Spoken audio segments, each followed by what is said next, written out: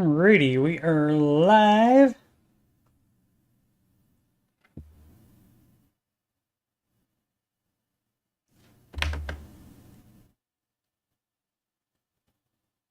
Sound check as usual. Alrighty, okay, and we're good on sound. Ready? As I'm just taking a break from helping a friend move. Fun times. Come and help me move as well, please. So now I'm enjoying the last day they have access to the pool at their old flat. Oh, fun. Fun times. What degrees is it there? It's only 77 here. Alrighty, let's get going live from Cabot, Arkansas. At least for the time being. 2 weeks from tomorrow, I'll be driving back to Ohio.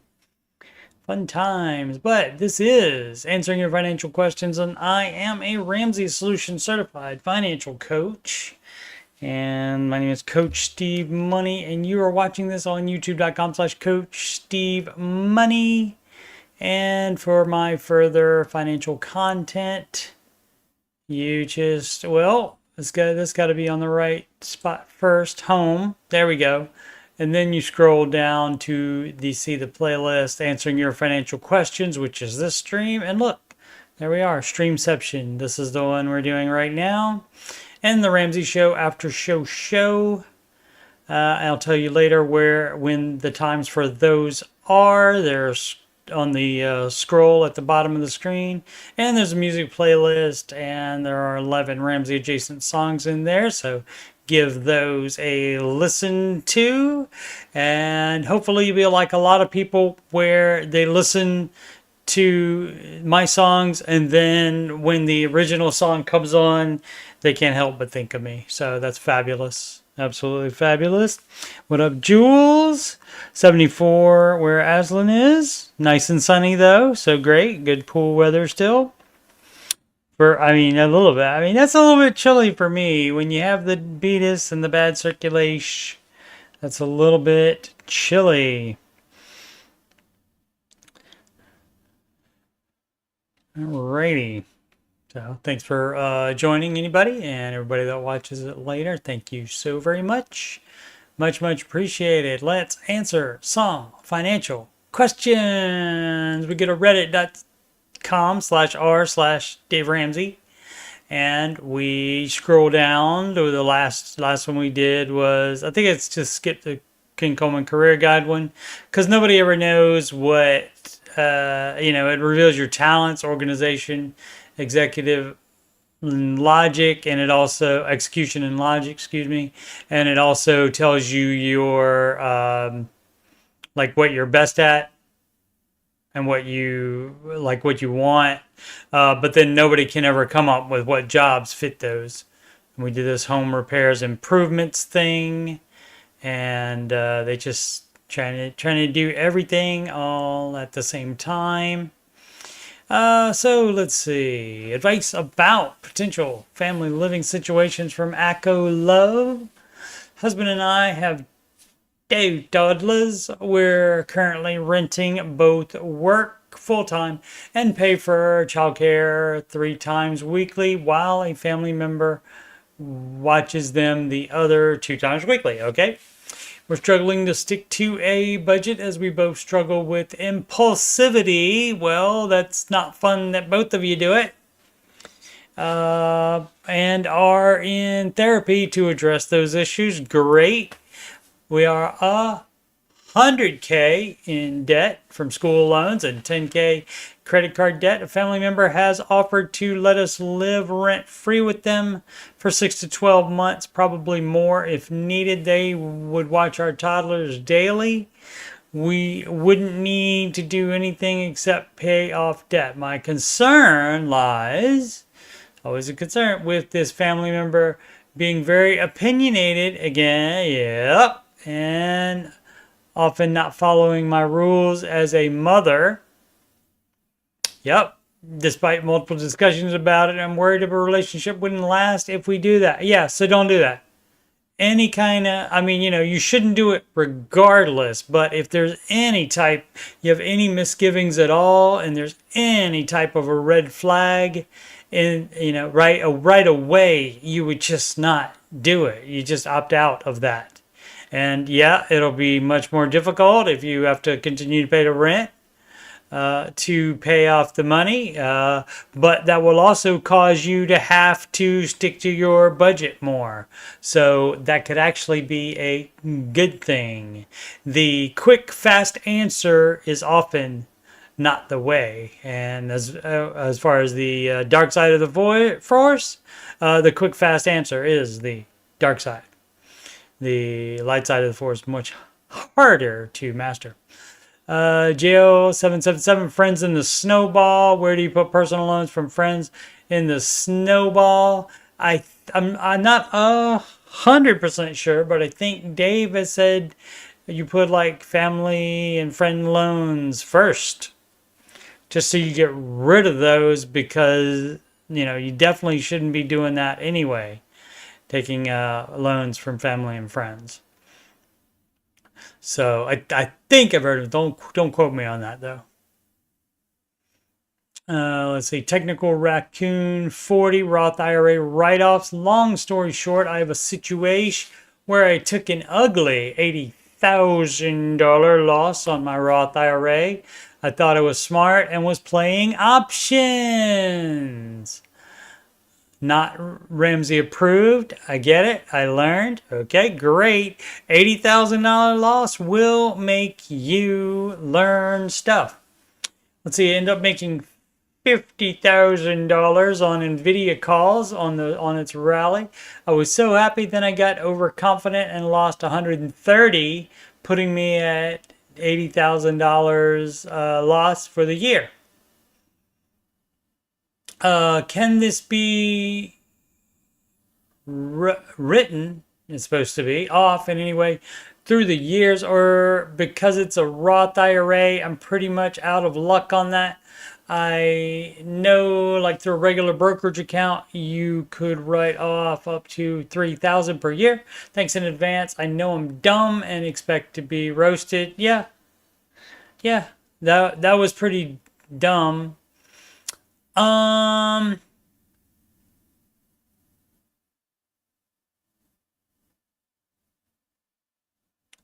Lost 130 after you made the. Yeah, I mean, it would be your loss would be based on your contributions, though. So you would have had to put in $80,000 in there to do that. So you would have to have $80,000 in contributions. If it's unrealized gains, you didn't actually lose it. You only lose out of your contribution amount. So, but regardless, yeah, on a Roth IRA, you can claim some losses on that, but it's not anywhere near 80,000. I want to say, I can't remember what it is. I think there's a limit to it, and also you have to close all of your Roth IRA accounts in order to do that. But you can take a deduction off of some of it, but still, that's only going to be a small percentage of the $80,000 loss, if it in fact was an $80,000 loss. As like to have 80 degrees Fahrenheit or warmer, but you just have to take what you get. That much is certain. And yeah, I mean, I would be thrilled with 80 all year round. I'd be thrilled with it. Let's see.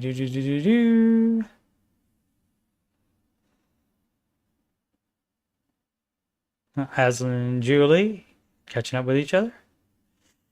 All right. Raccoon is using puts and calls, so those are real losses. Okay. All right. Okay. So yeah, as long as you can show that they are real losses, but you would have to close that and pull all the money out of that Roth IRA account. or all of your Roth IRA accounts. You can't have any open, not just the one that you, if you have multiple, not just the one that you did this mess in. Curtis B. Music tried to wait. All right. Wait, wait. Never want to live without you. It was 80, some 80s hair band. White Lion, maybe? Hey, y'all. I was trying to wait until next week to write this because it isn't a fish yet, but I'm too excited.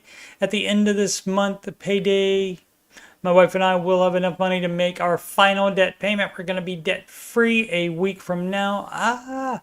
It is so insane that it doesn't feel real. Well, that's great. And you did it. Congratulations. Animus 7, happy birthday to me. Just wanted to share on here. Just hit my 40th birthday. Paid off my last payment on my mortgage. That does make for a happy birthday. And have saved $350,000 in a 401k. Money management account. All right. Could not be happier. Follow the steps. That is good advice, Animus. Animus 7.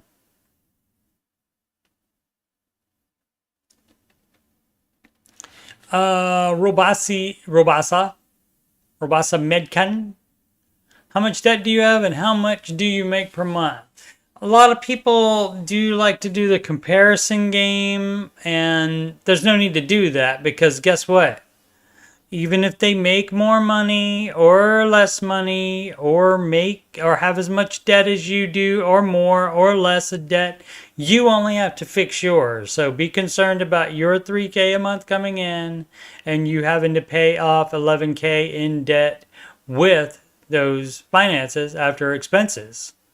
So that's what you should concentrate more on, and obviously work more to get out of debt faster. Sell things you aren't using regularly, like if you bought dumb crap with that debt, sell some of it. I did some of that when I was getting out of debt. I was like, oh yeah, I bought that thing. I don't use that. I'm trying to remember what it was.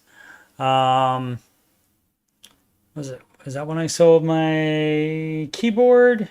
As in music keyboard? I can't remember, but I know I sold some stuff that I had bought with the very debt I was paying off at the time. Baby step 3. It has been, this is from Chaotic Neutral. Baby step 3. It's been a long journey, but my wife and I are into baby step 3. Excellent. 3, much better to be on than 2, for sure. I just did a quick audit of my liabilities, mortgage, and assets. All told, I'm sitting at plus $178,000 net worth on our way to financial success. Excellent. Paul McCall says not available here. Every dollar app not available in the UK. That is certain. You can try to use the website with a VPN. You can try that. But yeah, Google Play Store not allowing me to get it. Yep, and that is true. Mostly the stuff that you like the Every Dollar app and Financial Peace University, etc., that's available only in America mostly, unless you figure out some kind of workaround. Big Pie, messed up finances, brain in panic mode. Help brain get out of panic mode. Okay. I probably shouldn't be panicking as much as I should, since I have emergency money and nothing has exploded yet. Okay, well, apparently that doesn't matter, even though logically you've just stated that. But let's see what's going on here. But it's hard not to notice a potential catastrophe, okay? Especially if you watch the news. That gets you in that catastrophe mindset. Without getting into much details, into too much details.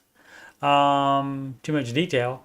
I thought I had planned finances to send my nephew to a Christian private school for $25,000 to $26,000 next school year. However, money I thought I would be getting is no longer coming my way, which would have been enough for the next school year tuition. Maybe you can't do that for your nephew. My nephew has a lot of trauma and FASD, and the private school has been the only school he has been able to get the support, learning environment, and other tools he needs to succeed. It's been a many-year battle for his success. You can't convince me otherwise to send him elsewhere. Okay, well, you find the money elsewhere then, without it being a loan. If you have a car or something worth that much, you sell that then. You find a different way. And, money you thought you would be getting, if it's that up in the air, if it could possibly be money you don't get, you don't spend it in advance. You work your finances like that money doesn't exist and only treat it as part of your budget once that money is actually in your accounts. So you don't do that. So that is very bad. But yeah, you wouldn't no loans for that. Sorry. I'm glad that, was a place that could help him, but you can't do that. That's when what's the parent? What are the parents doing? Other relatives, et cetera. Maybe everybody could chip in. Let's see. Healer for you. Baby step 3. Finish? ? So often on this, if you have to ask. Let's see. I saved up 6 months of my living expenses. Okay. Now, however, I have it in low cost S&P 500 ETFs. Does that count? No. Or does it really need to just be in a savings account? It needs to be in a savings account. It needs to be in some kind of account that you have immediate access to. So, you know why? Because that's the emergency run, right? That's baby step 3. Let's check. Baby step 3, save 36 months of expenses in a fully funded emergency fund. And last time I checked, emergencies do not wait 1 to 3 days for a transfer, do they? No, they do not. So it's fine to be in a high yield savings account. It's fine. A regular savings account is fine as long as you have debit card or check writing, or you can go to a bank or a financial institution in your city and put your hands on that cash immediately. Those are the only kinds of accounts that you can use for those. Salty Jarhead, 82 over $100,000 in credit card debt. Can afford to pay it anymore. I'm drowning. What can I do? Before everyone comes for me, that is a lot of credit card debt. But I don't know. I guess some people would say that's dumb. Even I will say that's dumb. But people, you probably make a lot of money, and the more money you make, the more debt you can get into. I beat myself more than anyone on here can. Great. I make $75K a year. Okay, and I have over $120K in credit card debt. $60K of that is business credit card debt. Okay, doesn't matter. You still have to pay that. A lot of people think, oh, well, it's just business stuff. I can write that off, and that doesn't matter. You signed for it. I put a lot into the business using personal credit cards, and eventually opened up a business credit card using those instead. Yeah, you shouldn't do that. This is why Mr. Ramsey says that you should build business at the speed of cash. So no loans. And it's not just you. There was a call on Friday, I think it was Thursday or Friday, where a young lady was like, can I take the loan? I don't know. I guess she didn't know Mr. Ramsey was the no debt guy, or more likely, she thought she was the exception because she was justifying it throughout the entire call. Like I said, well, oh no, I did my business plan, and I have this, you know, and I did this, and I did this, and none of that makes it okay to take a loan to do that. Because guess what? Even people that do business plans and they've done all the research, guess what? Those businesses still fail as well. So you can't do that. With my credit card minimums and my monthly overhead, I cannot afford anything. I'm drowning and it's making me sick. Yeah, so you don't keep feeding money into a dead business. You do not do that. I have a mortgage and 2 cars. Sell the cars. Might have to sell the house. Here's my dilemma. I have over $100,000 equity in my house, but my rate and payment is so low that if I were to ever sell and leave the current fair market value for rent is $1,000. Tough. You might be forced to. What I'm paying for my mortgage. I want to refinance or get a HELOC. No, none of that. None of that. You're not doing cash out stuff. If you want to get cash out of the house, you sell it and you lose it and you learn your freaking lesson to not do this stupid crap ever again.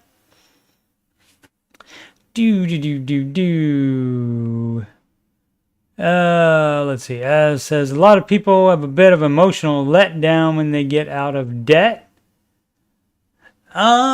Yeah, that does happen because you're like, oh, I mean, that's the same thing that happens. I mean, you can compare it to like a role-playing game, like especially the online, the very long ones where you just grind and grind and grind and grind, and all of a sudden you've completed that portion of it or as much as you can, and then there's a letdown because you don't have anything to do, especially if the company stops making more content for the game, and so that is rough, and so that does happen. But there's always until you get to step 7. There's always another step to conquer. So, but I mean, generally, I don't understand why you wouldn't be happy to be out of debt. I don't see.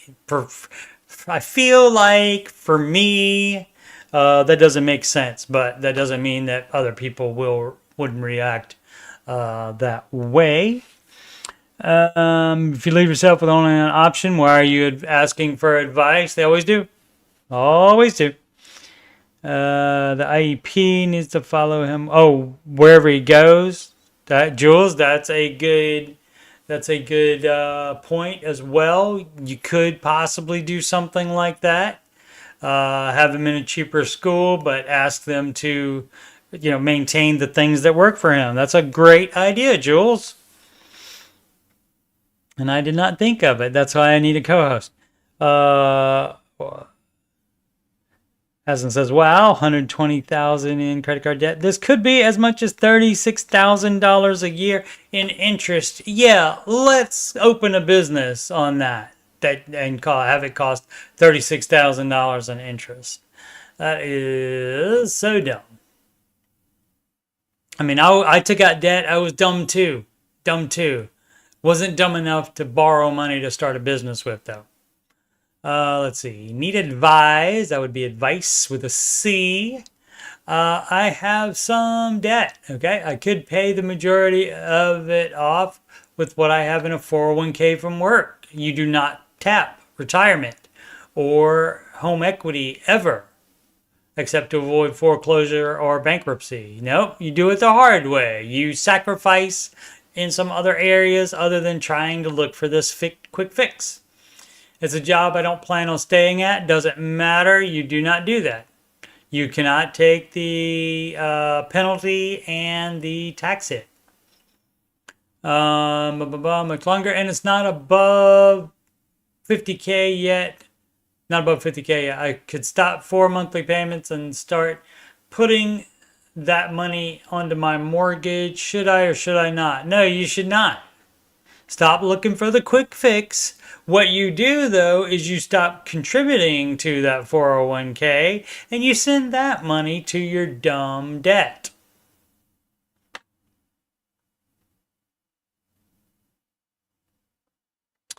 Consistent tooth, 390. Those are pretty good to have your whole life, to be consistent with teeth. Teeth approved. More money, more problems for sure. Yep, that's what, and the poors can't relate when somebody calls in and says they're making $100,000 a year. The poors automatically shut off because they compare their $100,000 income to their much lower income and their much lower amount of debt, when the higher income people probably have a higher percentage of debt than they do. And so should be able to relate. They're done with debt. You're done with debt. It's one big happy family with that. And now we're trying to get out, right? Trying to get to baby step 7. Consistent to 390. Why do I feel like I'm in emergency mode? I feel like, for me, I'm in emergency mode. Here's my real breakdown. Well, let's just see. And we got a nice lengthy one. So let's go ahead and open it up here. I thought it was going to be much longer than this. Baby step 4 flare. Okay. So theoretically, no debt except mortgage maybe, and full emergency fund saved. So let's see what the dealio is. Here's my story. 19 years old, still a baby. So plenty of time already on step 4. What I wouldn't give to be on step 4 when I was 19 and never go below step 4. That would be fabulous. 19 years old and I've lived 1 year in New York City. Don't know why I did that. That wasn't a dollar amount. With income enough to cover but never to save. Well, it is New York City, and so here's how New York City works. And here's how actually everywhere works. If you don't make enough money to pay your expenses there and plus have money left over, you need to make more money or move. Cashier job with photography work on the side sometimes. Yeah, doesn't sound like that's going to cut it in the city so nice they named it twice. The Big Apple. That's not going to cut it there. I need to find a new place ASAP, and it will likely cost $1,400 a month with $1,850 expenses. Yeah. Income is around that. $2,000 monthly is around that. That's $3,250, and you just said 2,000 is around $3,250. We need to talk about rounding amounts and so forth. That is nowhere near. That is very far. Your expenses are very far from 2,000 a month income, and that's not enough. You can see maybe you can cut some of those monthly expenses. Maybe you're doing dumb go out New York stuff too, and so maybe you can cut that, but you can look into that. But I'm looking for something that pays more. Great. I just quit my job. Not a good idea to quit. You don't quit before you get another job. My assets in checking account, $1,400 emergency fund, $15,000 incoming security deposit refund. Okay, well, that will help you a little bit, but if you had to put down $15,000 security deposit refund, oh, wait a minute. Oh, checking account is $1,400, emergency fund is $15,000, so, okay, I got you, okay. Got confused there. $1,500 for the, yeah, so you don't quit the first job before you get another one. So that is wrong, and there's no more to it. Why do you feel like you're in emergency mode? Because you know better. You know what the situation is. It's not tenable. So you got to get a job immediately, and you have to make more than $32.50 a month if that's going to be the rent plus your other monthly expenses, and that only still has you breaking even. That doesn't allow you to get higher on the baby steps. So maybe some of these expenses are investing since you're on baby step 4. So you would stop that immediately until you get another, I guess you can't do that if you're not working. So you wouldn't be doing it in a 401k anymore. But if it's in Roth IRA, you don't put any more in there until you get another job. So, but yeah, emergency mode, because you just quit your job. You don't have a job in one of the most expensive cities on Earth. Not in Earth. It's not inside the Earth. I mean, there could be dwellings inside the Earth. Like deep inside it. I know you can live in a cave and there's like tunnels and stuff. Ancient peoples have had underground living before. Truffle Baby is Dave Ramsey, or are the Ramsey personalities in here? That is a negative ghostwriter. The pattern is full on that. And they probably don't frequent that much the Ramsey Baby Steps community, which is run by Ramsey Solutions. This past week, they've all put videos on there. So you get to know them, to meet them. The only one that I saw that had information that I didn't know before was about George, and I will share that information on the next after show on this coming Tuesday. What is that? September 30th? And so, but the Dave Ramsey subreddit is run by fans, not by Ramsey Solutions. So no, not saying any of them I would know if any of them ever looked at it, but that would not be the kind of thing. Mr. Ramsey himself is not a big fan of the Reddit. What up, Iced? As it says, not about how much money you have, it's about how much of that income you are spending, right? And if that income is enough, even if you spend all of that income, if that's enough for your expenses in whatever particular city you are in.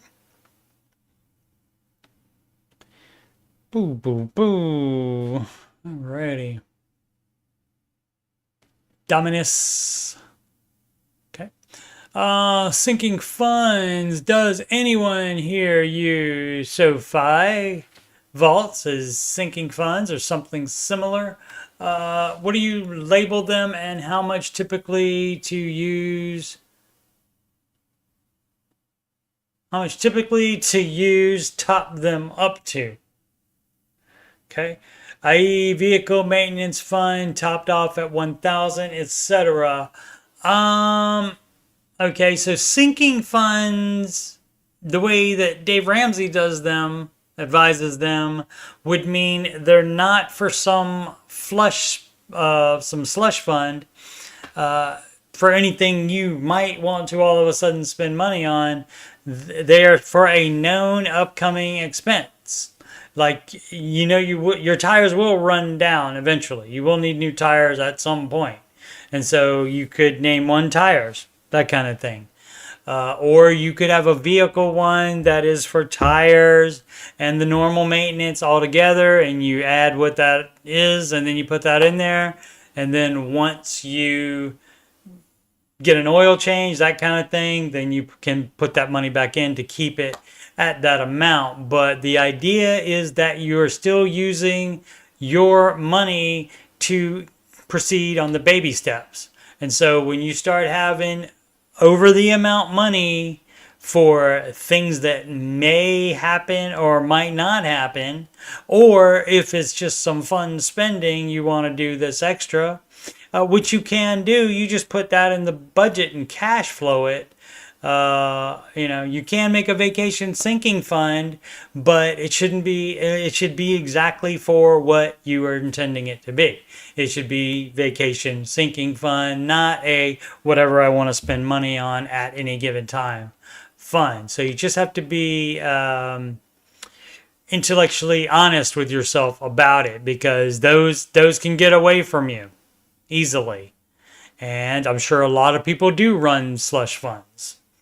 That will just cover anything, and that's like an extra emergency fund. That's what your emergency fund is supposed to do. That's why you're not supposed to have any other savings other than these specific item sinking funds, or in addition to your emergency fund. Not supposed to have any until you're on step 7. And on step 7, you can do whatever you want except go down into a lower baby step. Johnny the 256, whatever happened to Anthony O'Neill and Chris Hogan? I remember listening to them on the show 5 to 10 years ago, and then all of the sudden, and then all of a sudden is the saying, is the phrase, all of a sudden. It's not all the sudden. One was gone, and then the other, just curious. Yeah, it didn't go like that. I mean, it was 5 to 10 years ago. Yeah, I mean, Chris Hogan was definitely over 5. Anthony might have been 5 or 6 years, maybe, something like that. But Anthony O'Neill left to do his own thing. He's still on good terms with Ramsey Solutions. Chris Hogan broke an agreement he had with Mr. Ramsey, with the company. They have a set of guidelines for the company that you have to sign and agree to.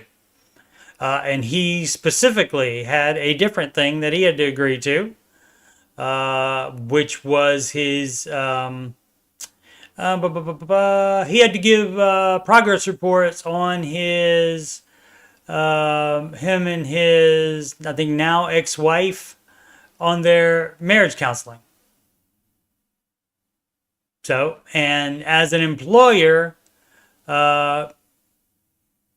Ramsey is allowed to do that. Chris Hogan and his ex-wife, now ex-wife, signed it. His wife at the time, they signed it and said they would do that, and then they reneged on that. And so that's why he is no longer there. Terrence Walsh. When should I be saving money for a down payment on my first home?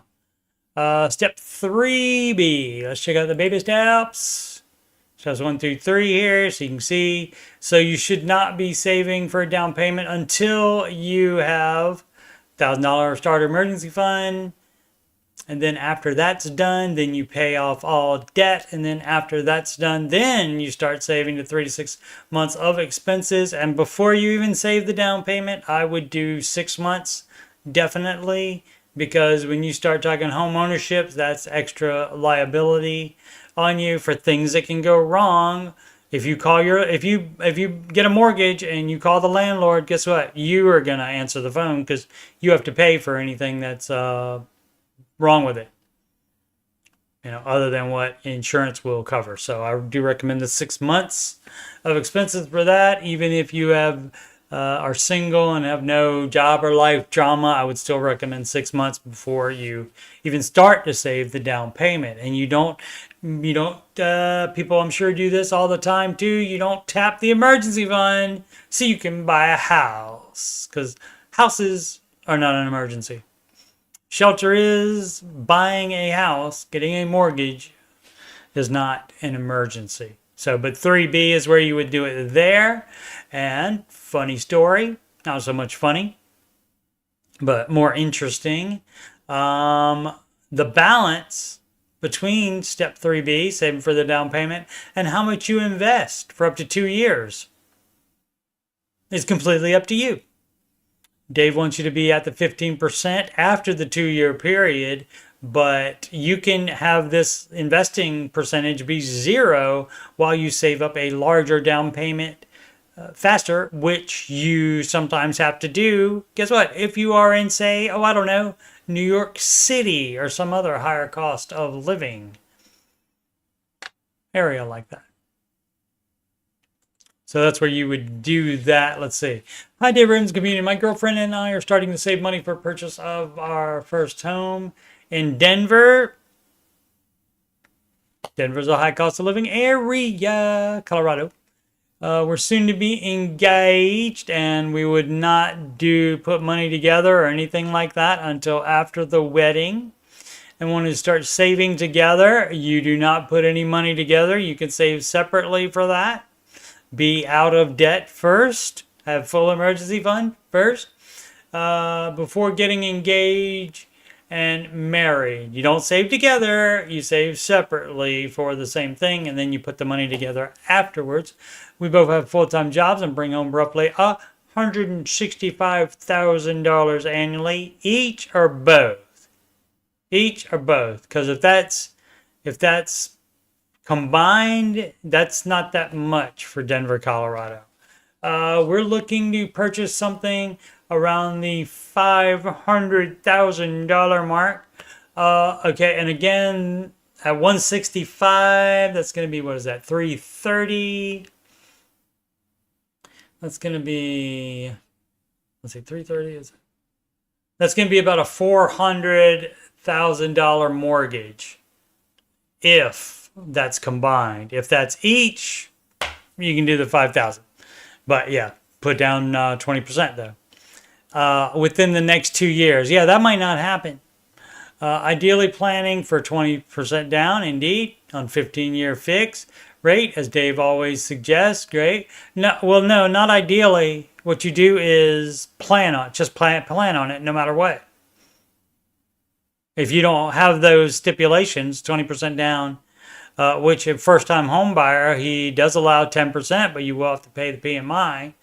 But it's got to be a 15, or you don't do it. That's too much house. Be house poor there. Let's see, both debt free. That's great. Have emergency funds, individual savings, and some retirement accounts. That's great.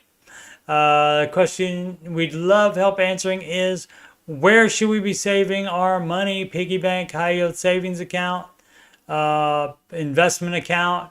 Well, you said 2 years you want to do it, so you don't have the 5 years that it would take to be relatively safe in the market. So you wouldn't do an investment account. So a high yield saving account is probably going to be the best you can do. And let's just see if there's any other things here.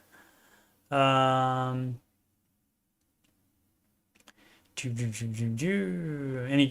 nothing else there. Okay, great. Alrighty, and so I already answered it before, but if you're talking about and bring home roughly 165,000, may already be living together, not advised either. So a lot of stuff you're doing here is wrong. Not having debt and having emergency funds already, and some in retirement. So both on step 4. That's fabulous. That puts you in a much better place as far as buying a house, but that doesn't automatically make it going to be possible in 2 years. If this 165 is combined, then you may have issues. If it's not combined, then I don't see where the numbers would be a problem. Oh, do.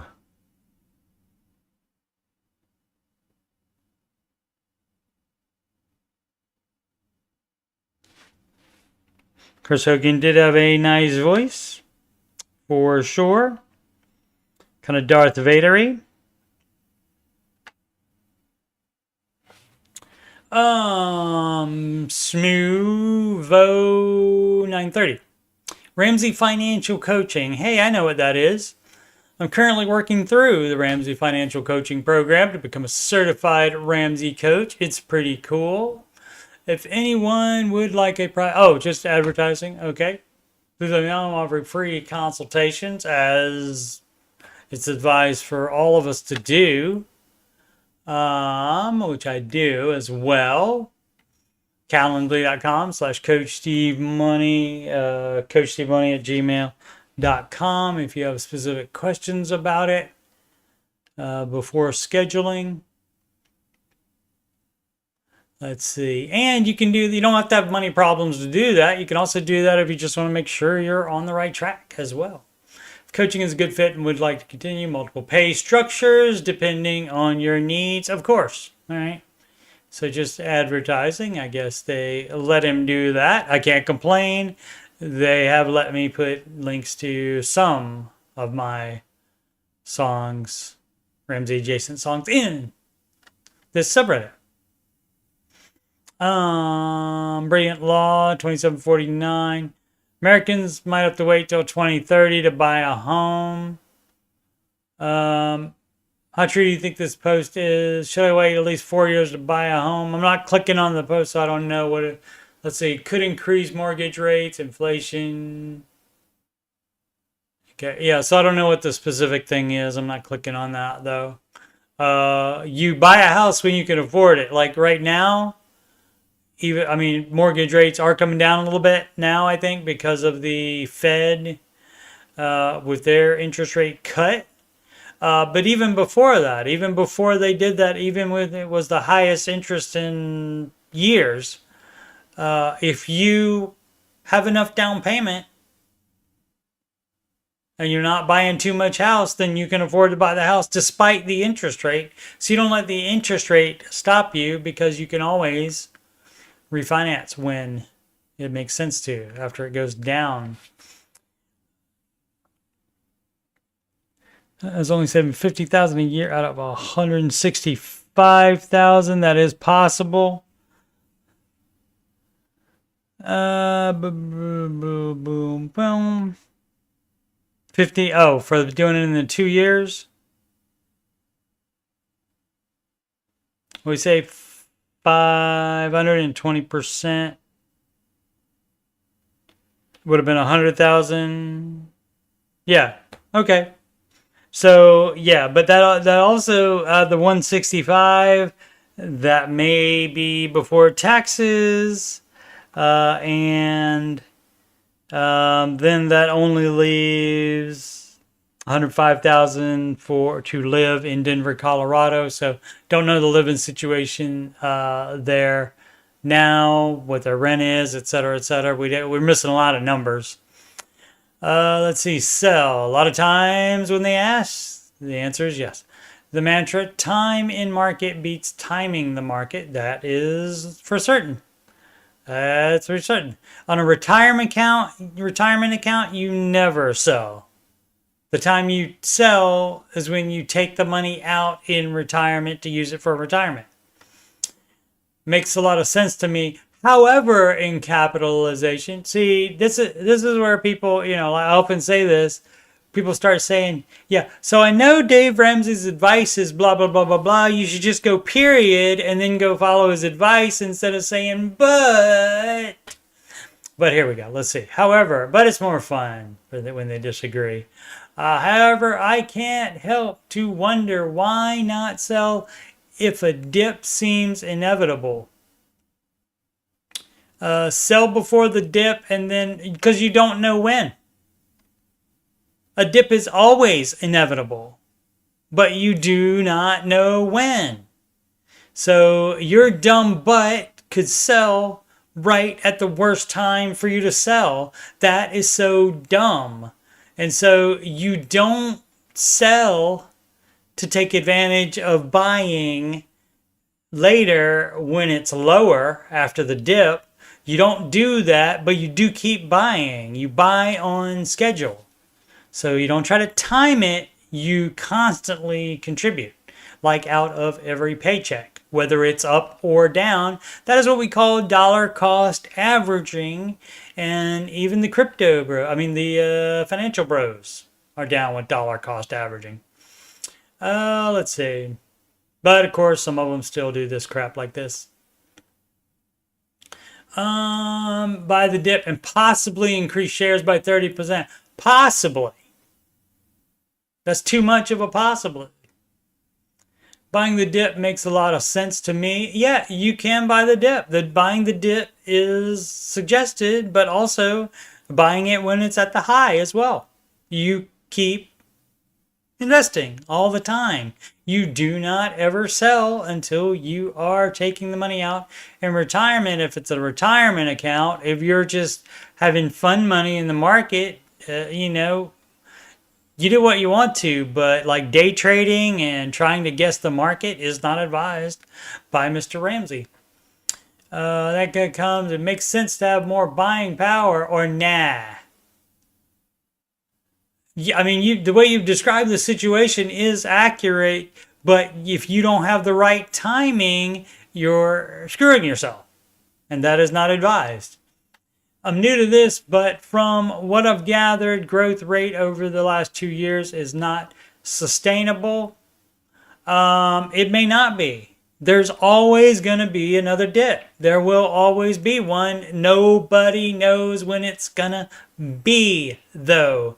That is why you continue buying on schedule, and that way you will have the time in the market, and also you will be buying when it's dipped as well. Pensions, what does Dave think about pensions? Most of them don't do anywhere near as well as the market does. So as far as the 15% of your gross income that you put into investing, you would count the contributions that you're putting into your pension as half of that. So if you're putting 15% of your gross income into your pension, that only counts as 7.5, and then you need to invest 7.5% into the market so that you are doing the full 15%. Jack, what up?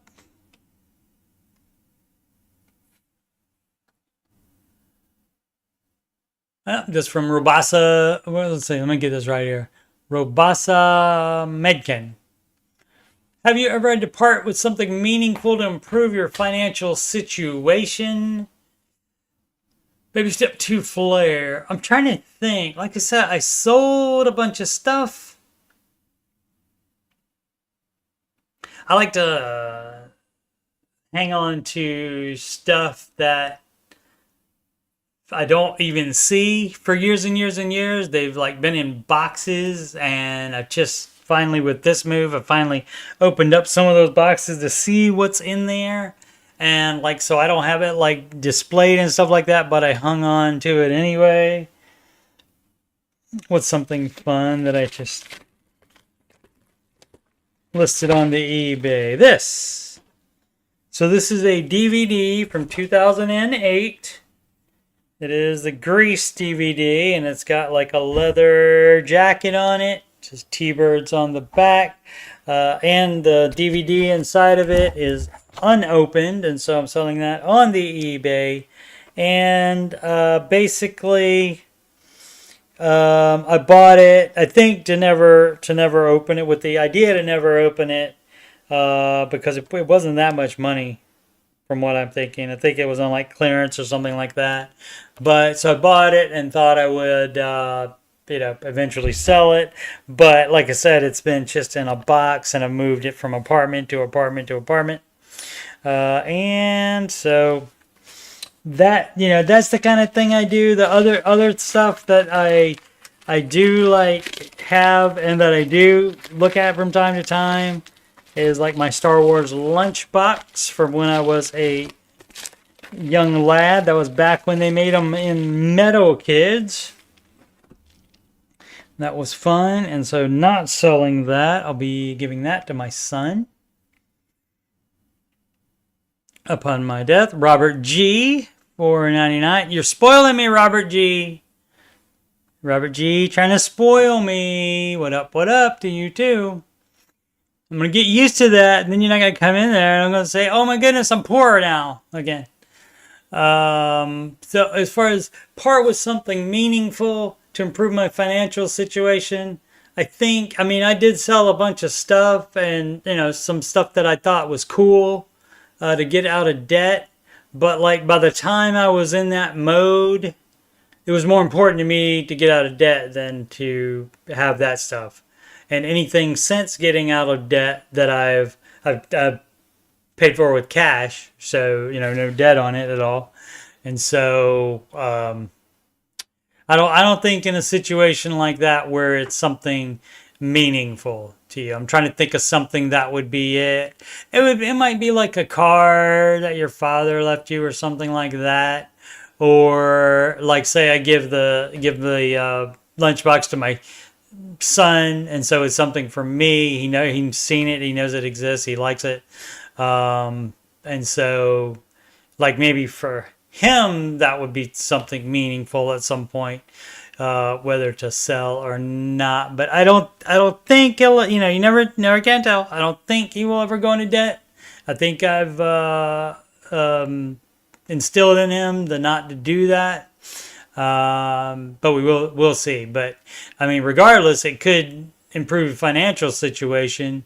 I mean, the Star Wars 50th anniversary is what in 2027, May 2027. So that is only 2 3/4 years from now.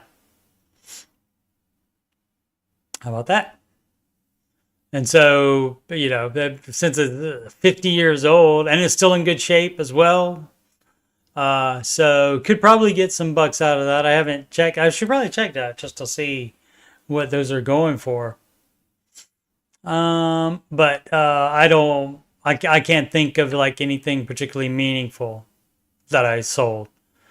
Because by that time, the thing that was most meaningful to me was to improve the situation and get out of debt.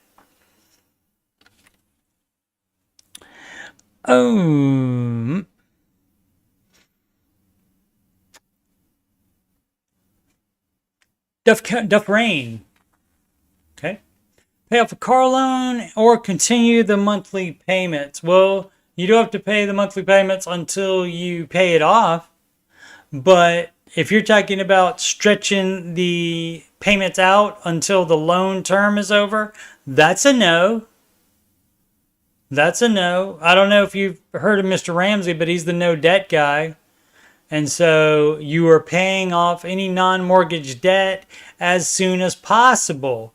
And you are not having more than $1,000 in your emergency fund. You are not investing. You are not saving for a down payment. You're not doing anything else except paying off debt until the dumb debt is paid off. Let's say I have about $11K in emergency savings. You're doing it wrong.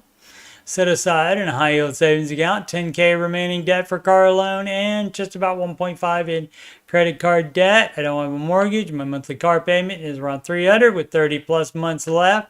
Pay all that dumb interest. What a dummy.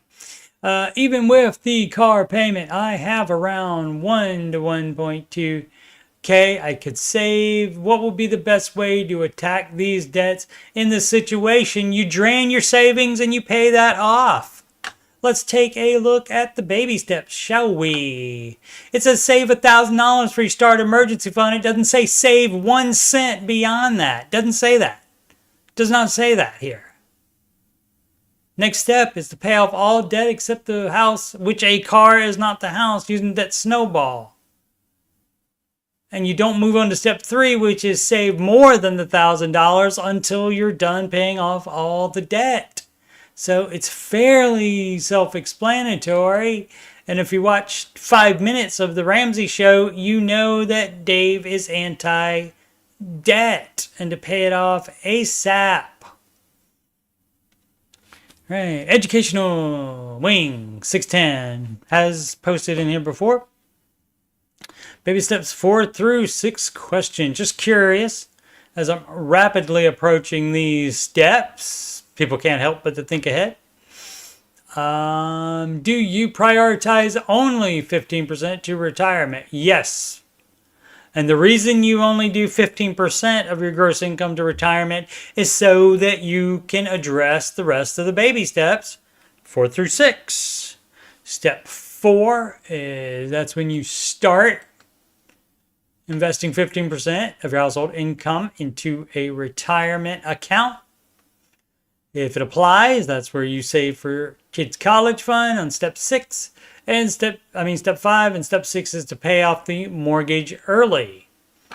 And so steps 4, 5, and 6 are done in order still, but all at the same time. So like on step 2, where you were using your debt snowball, you're using your snowball amount to pay off the debt.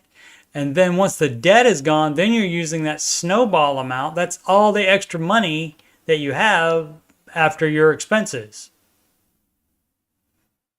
You're using that snowball amount to fill the full emergency fund. And then once you are no longer doing that, then you're on steps 4, 5, and 6. And then out of that snowball amount, the first 15% of that of your gross income out of that snowball amount goes into retirement. And then if there's anything left, then that's when you would say start to save for kid college if you have them and you choose to help them. If they're toddlers, you only need to put just a little bit while you maybe pay the house off completely early, and then you can do more steam on the kid college. And so you put a little bit in there, and then anything that's left over out of that snowball, you would put towards the mortgage to pay that off early. And that is how you get to baby step 7 the fastest. Right now I'm leaning towards employer match for 401. Oh, let's see. Whoa, missed some stuff. Sorry. You prioritize paying off the mortgage. You do them all at the same time, but in order. So the priority of 4, 5, and 6 is the 15% to retirement. If it were really hard on this, I feel like for me it could be done on 28 months. That's a little bit too long. If you said you could do it in 2 years, you could pay off the house. But the problem with it being 28 is then it's going to stretch into 30, and then all of a sudden it's 3 years. And so that's a no-no for not putting anything into retirement or even just the match. Focus on kids' college. So it's like I just explained it. The first 15 would go to retirement. Or the 15% of gross, the first part of the snowball, your extra, all your extra after expenses. And then anything left over would be for kid college and to pay off the house early. 5-month-old with plans for more. Okay, so yeah, so you can chill on the kid college.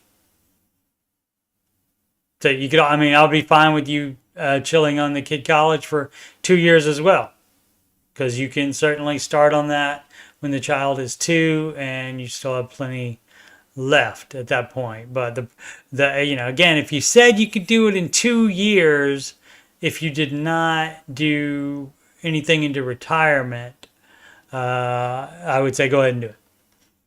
Let's see. Wife wants house paid off first and just curious. Okay, so here comes a wrench into this Ramsey works here. A compromise with your wife supersedes the baby steps. So the advice is the advice, which I've explained. But if she wants the house paid off first and you agree to that, that I guess could be a compromise of some type, and then you would do that instead. Just these people, not everybody. But any married couple, it's whatever you agree to, no matter how much it is against the baby steps or with the baby steps. Baby steps are the best thing to do for everybody, for sure. But you do want to keep your marriage together. And so you do have to communicate and compromise. And if you can't do those things, guess what? It's time for counseling. Leaning towards employer match, then maxing Roth IRA, and then going after mortgage for the rest of the year. Rinse and repeat until mortgage is gone. You can't. That's not advised to do that. Only wrench in the plan is we have foundation issues that could run a few $1,000s. Yep. But have been saving a good chunk to hopefully not have it mess up plans too much. So get some, so you have foundation issues. You should see what you can do about that as quickly as possible which might make it cost less. So get several opinions on that, get several estimates for fixing that, and then you concentrate on that first, and then you do steps 4, 5, and 6.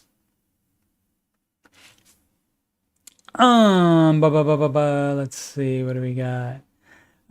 Jewel says, Coach, if you're out of those debts, could you raise that percentage to go into retirement?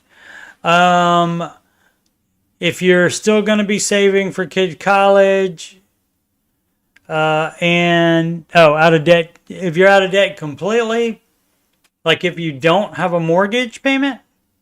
So if you don't have a mortgage payment, and like either kid college doesn't apply to you, or you can cash flow that at the time, then you're in step 7 basically. So once you're on step 7, you can invest more than the 15%.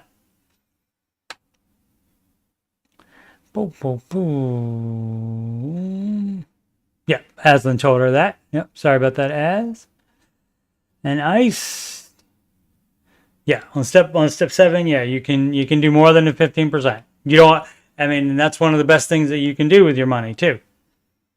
Get that retirement taken care of. Jack said, if you don't have a home, then what do you do for baby step 6? That doesn't apply to you.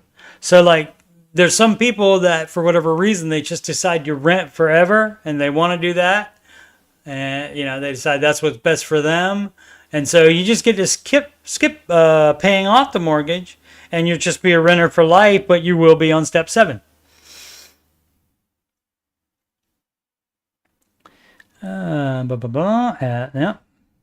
Save toward financial independence.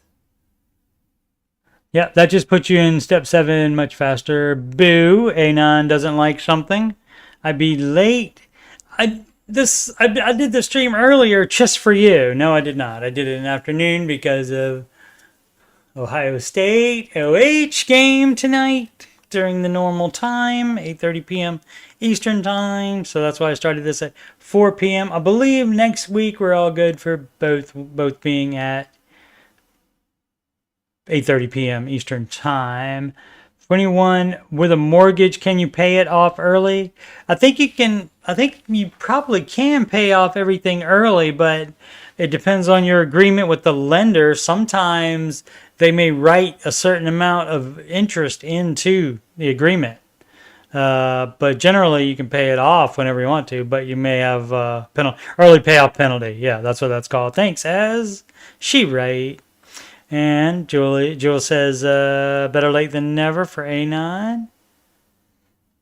Boo is in hello, not something awful. Okay, if you say that, I'll just start saying that. 8 whole people. Wow, cool. Thanks for being one of them. Iced. Where are we? A little bit more agua.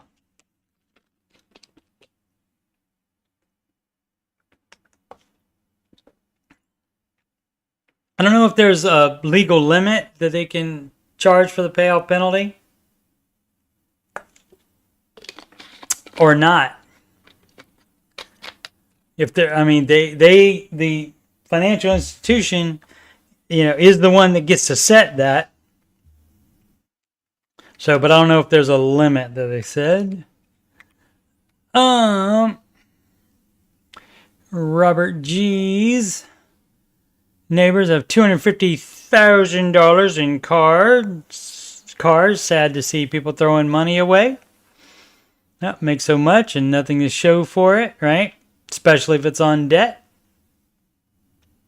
Yeah, Jack, if you find that out through Googling, let us know. Shredded Jerky says, sued for old medical debt. Help. I don't know what to do. The debt is $4,000 and it's old medical debt sent to collections that they're suing me for. Okay. They're filing motions to look at my work history and everything. Yep, that's what happens. The debt is about 3 years old. Am I screwed? Can I still negotiate? Yes, you can.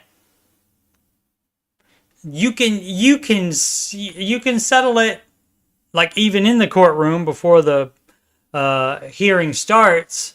You can settle it, but like you can go on the courthouse steps outside, and you can settle it that same, anytime before that hearing starts. You can settle it with them. So yeah, so you can negotiate, and you can try to close it for less. You can try to settle it. So, and that's up to you. What you can do there, for try to save something and offer it to them in cash. Definitely get it in writing that it is going to settle that debt. But yeah, you can still negotiate, even though they are filing motions to look for that. And they're suing you for. So, I mean, if they sent you a letter that says they're suing you, that doesn't mean they're suing you. If they say they're filing motions to look at your work history, that doesn't mean they've done it. So it's possible they just say they're going to be doing that stuff. Because guess what? It takes no work for them to say they're going to do that stuff. But you may just be thinking that they're going to do that because they say it. And they say it sometimes without doing it because it's cheaper to do that. And it still scares most people. Where is my mouse? There it is. I found me mouse. Opening a new bloody tab. What time is it? Oh my goodness, over an hour already. The time. Where does the time go, people? Feels like I just started. OK_price 98. Baby step 4 question. That's investing 15% of your gross income into retirement. Hello, everyone. Hi, guys. I'm currently on baby step D with plans to be debt-free in just a few months. Great. My employer offers 401k with up to 4% match, but I want to fully understand this baby step before contributing. That is wise. Ensuring I do it correctly for a successful retirement. I need advice on how to allocate my 15% in my 401k. Here's my current 401k contribution options, all set to 0% until I am ready to start contributing. Pre-tax, raw, after-tax, total desire. Other contributions, desired elections. Don't convert after tax to Roth. Well, you shouldn't. If you have an opportunity to have a Roth 401k, you shouldn't even open a regular one. Now, for any match, they will have to, because they can't put the match amount into the Roth 401k. So you'd have to have both a Roth 401k and a traditional one. But so if you have the Roth, you don't do the pre-tax, except the amount that needs to be opened by your employer to put in the match amount. So here's the deal. Here's the breakdown on it. Again, it is the first thing you want to do is any match, because that is 100% rate of return. And so generally not going to beat that anywhere. So you definitely do that first. Then after that, you want the Roth accounts. You would max any Roth accounts, Roth 401k, Roth IRA, and that's because that is tax-free growth. You do pay taxes on the contributions in a Roth, just like you would on anything else you buy, like at the grocery store, anything like that. You get taxed from your that's your income tax.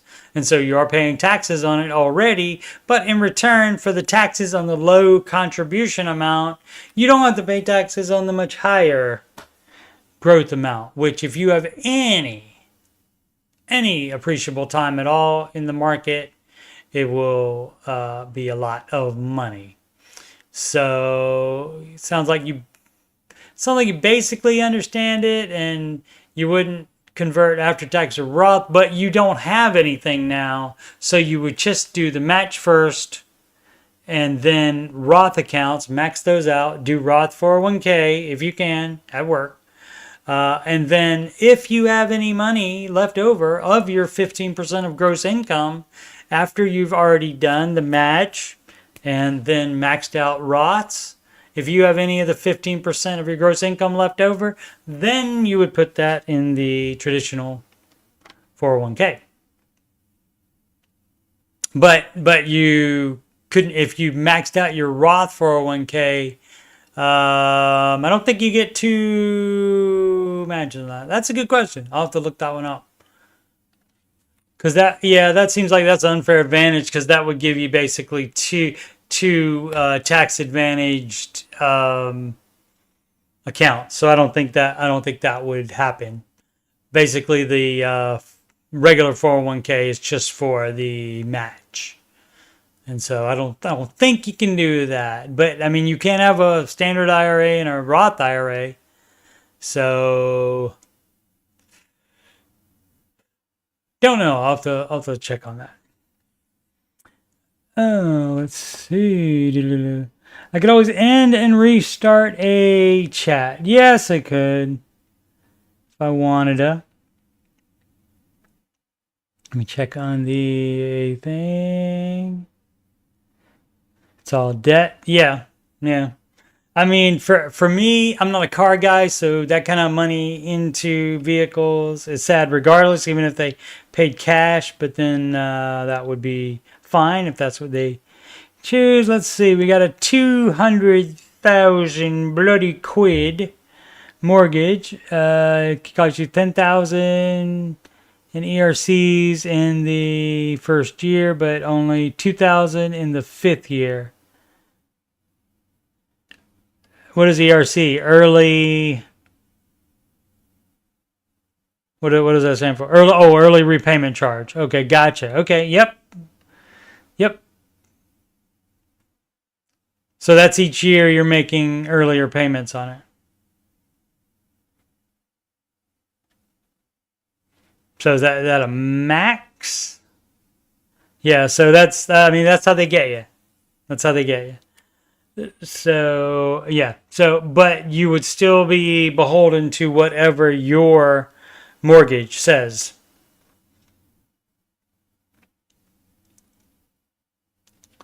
Ooh, Anon says, some have interest-only mortgages here in the bloody UK, so they can only pay the interest, but not the balance, which isn't advised. Yeah, because then you're just, you're never paying off the loan. That is weird. What happens when the person passes, Anon?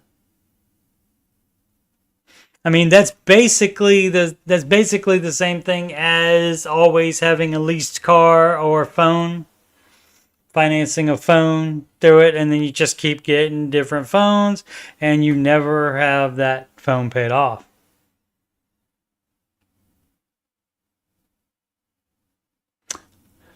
Jack feels that Anon, that it's time for me to stockpile cash as there's a lot of tax cuts. That's not how you decide when to do that. You follow the baby steps. And so if you have debt, you would apply all of your, I don't think you do, but you would apply all of your money. You wouldn't save some just because there's tax cuts. Doesn't matter if there's tax cuts or not, you still follow the baby steps. Yeah, it's like the debt just sits there and you make no progress. That's correct. I mean, I guess at that point you're basically renting. Yeah, I understand, Anon, that they have burials and cremations in the bloody UK. I'm talking about what happens to the mortgage. Does that amount? I mean, that amount would only apply if they were trying to leave something to somebody, and then that would be negative in their estate.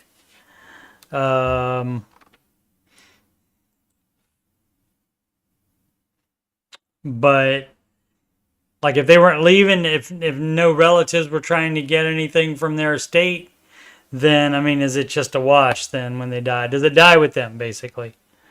Is the question. Oh, I found something that I can reduce the delay time, I think, for me saying it and it being streamed to you. So, oh, she knows what I meant. She just wanted to be mischievous, and that is a shocker to no one, Adon. Should have known that already. 6 months ago. Oh, 300 bloody quid to my friend. Yep, so stressed.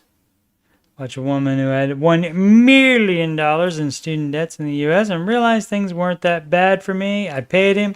Yep.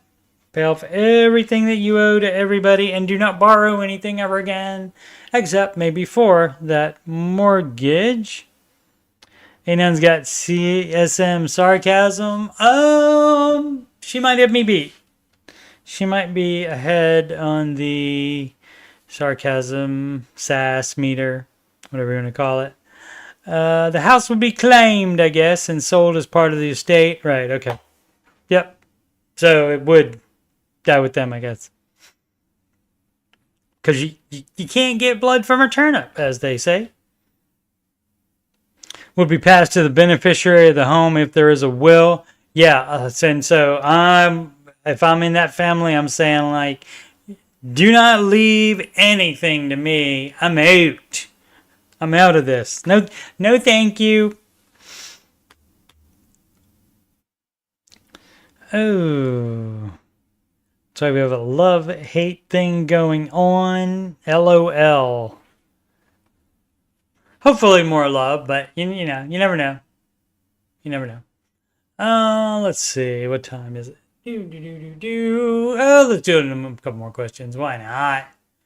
It's fun. People being chatty anyway, so let's do that. Might have a lovely $1.99 Sonic cheeseburger after this. Oh, excuse me. Quarter pound double cheeseburger after this. Oh, let's see. Jules is here for it. Excellent. I'm here for it too. She loves me most of the time. LOL. Mostly.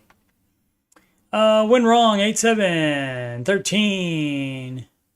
When wrong, okay. I mean, if you accidentally win, I guess you consider yourself fortunate.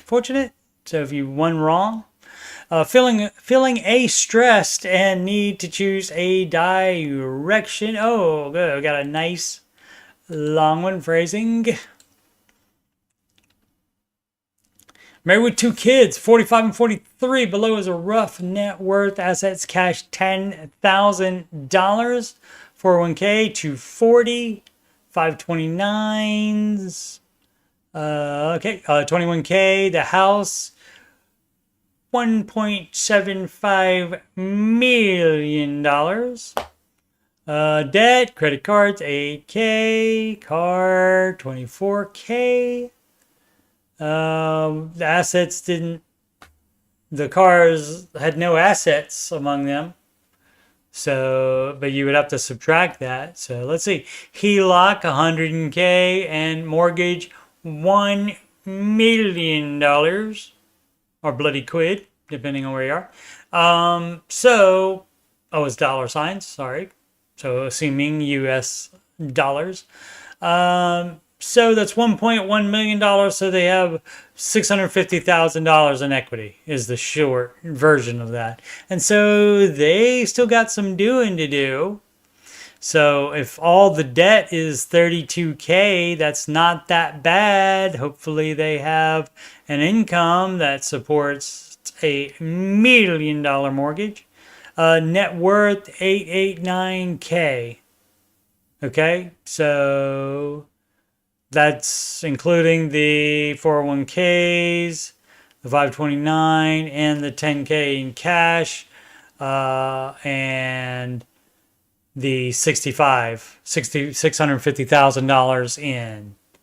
$650 in the house equity, and then the rest of it is their other assets. Okay, wife and I both got some pretty big compensation raises in the last couple of years. About 120k is bonus. Great. Household income, $600,000. After tax, the 380. Government do take a bite, don't she? All right, so we are starting an upward trend on our net worth and have eliminated $70K in debt this year. That's fabulous. So that means if at that rate in 6 months, less than 6 months, they can be done with the credit card and car debt. And then there's the HELOC and the mortgage. My issue is equals. We spent an S load with 2 kids in preschool. That was your choice to do that. Literally, I live very light, and I'm sure. All right, too much language. But typical spend is $25K to $30K per month. That's a lot of spend. Mortgage, HELOC, cars, preschool equals $13K. Okay. The preschool is what you are budgeting for that. That is not a loan unless you put those on the cards, which that is dumb if you did that. So that is not included with it. Food for $4,000. If they're both in preschool, they aren't eating that much, so that means most of it is you guys. So maybe cut down on some of the food. Therapy, travel, other, $2K. That's a weird sinking fund or expense or budget line item to have all that in there at the same time. Of course, I understand how people might think travel is therapy. But and just other, again, this is the slush fund mentality. That I'm saying. I mean, I do get saying that, you don't want to put like one $2 item down as a budget line item by itself. So I get that. But, you're doing some overspending, obviously. Before you, and, I would think about the child care. Do you need to spend that much on it? And both of them are working. So childcare is necessary and making significantly more than that amount. So theoretically, it would be worth it to do financially. Before you shred me and tell me how reckless my spending is, we're not buying designer clothes and driving Mercedes over here. Try Jeep and Volvo. It doesn't matter. It's still debt. So it's still reckless because it's debt. See, I mean, everybody has their own opinions of things. This person has the opinion of things based on their high income and their $1 million mortgage. So, but this is no different than poors and debt. It's the same thing. They just have more debt. They make more money, but they have a lot more debt too. Just a never-ending wheel of cost to cover and making sure the kids are all good. Well, guess what? People spoil their kids and spend too much money on them. Maybe you could find a cheaper preschool.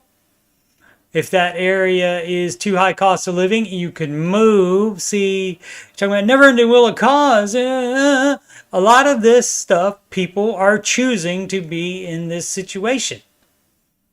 So hey, guess what? You know what you can do? You know what you can do that will be fabulous? You could move down in house. They're in a neighborhood preschool, but this is a major city. The preschool isn't something crazy fancy. Yeah, you say that, but then you're also concerned about spending the money for it. So make up your mind. In a year, I expect about $6K of the recurring monthly expenses to drop. Okay, regular school. I also expect we'll make about $30K to $4K per month. Okay, that's $10K swing. Okay, you should still cut your budget now. You shouldn't just try to tread water until that. Cut out any expenses you can and pay off your dumb debt. But the other part of me wants to say, hell with it. Sell the house, buy a house in a cheaper area, and have zero debt. Yep. Agreed. I think we would make half as much in a more traditional U.S. city. Okay, well, you got to consider that as well. So you maybe keep the job you have now, but move to a cheaper area in that area. Let's see. Any thoughts would be appreciated. Feel like, for me, we're too stressed financially. Mid-40s and lifestyle commitments.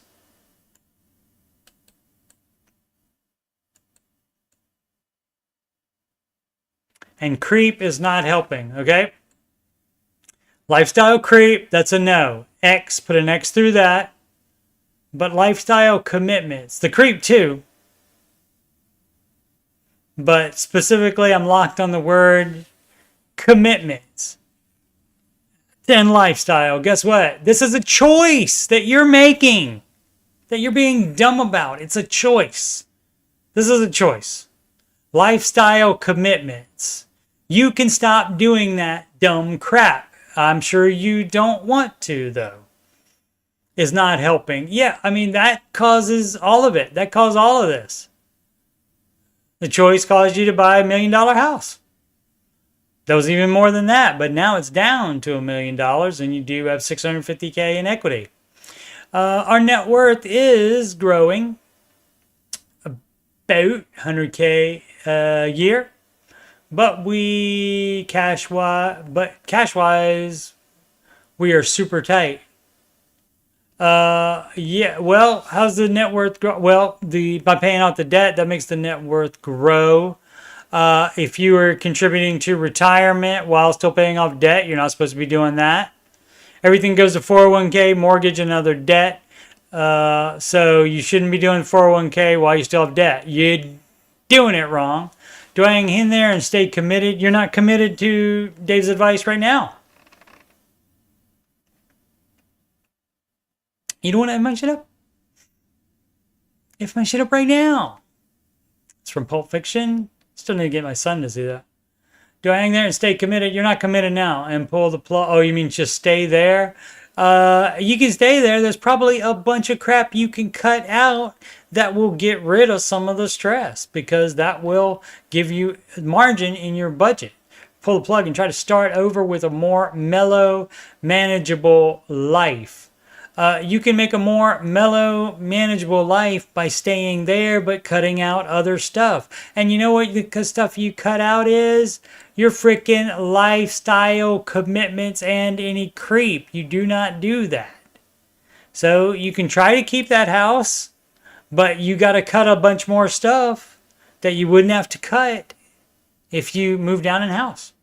So this is a you problem, and it's a you decision that you have to make.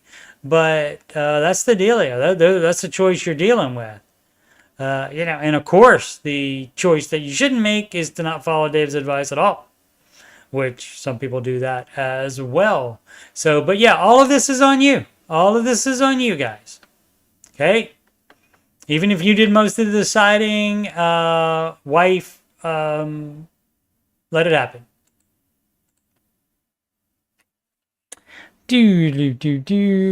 Let's see.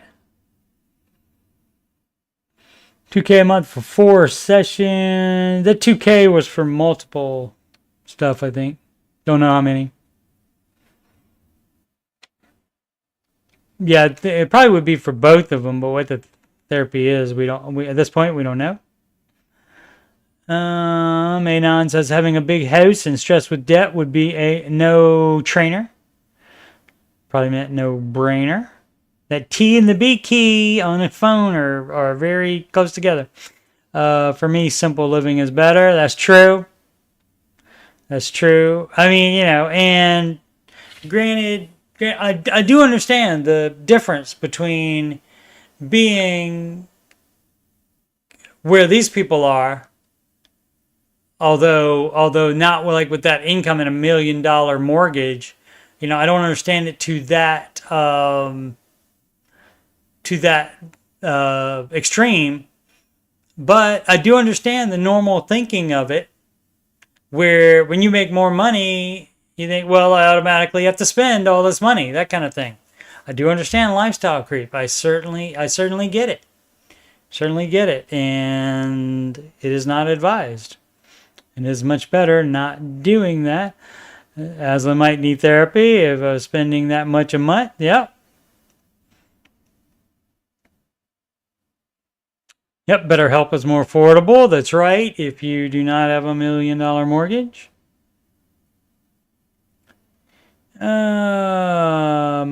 Selling the house will not work if their attitude to spending money doesn't change. That much is certain, Anon, because it will just ramp back up.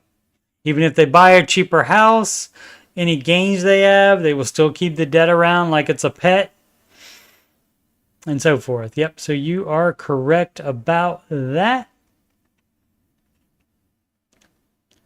Jack says Anon wouldn't advise them. That's advise with a S. Advise is the verb, Jack. Advice is the noun.